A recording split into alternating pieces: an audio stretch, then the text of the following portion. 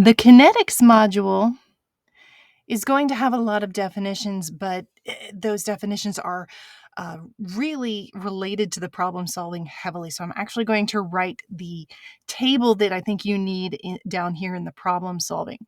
So you're going to need the 0 degree, first degree, and second degree rate law information. And you'll want to fill in the rate law. You'll want the units of the K value. You'll want the integrated rate law, and this is in the lecture, the written lecture. You'll want to know what the linear plot is, as well as the half-life equation. So you'll need all of these pieces of information for all three of these scenarios. So for definitions, I suggest half-life, I suggest catalyst. Now, for equations, though, and this is outside of this business here, you should know that if you have an equation, A reactants going to B products, that the rate of the reaction is going to be related to the change in the concentration of the reactants over the change in time.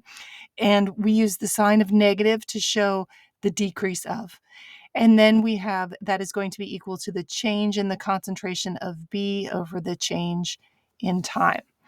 We also have K equals capital A, lowercase e, negative capital EA over RT.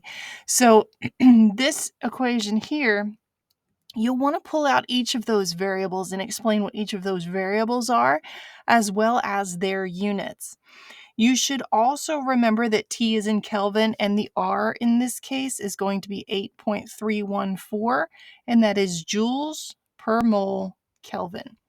Now you're also going to need the natural log of K1 over K2 is going to be equal to EA over R times 1 over T2 minus 1 over T1.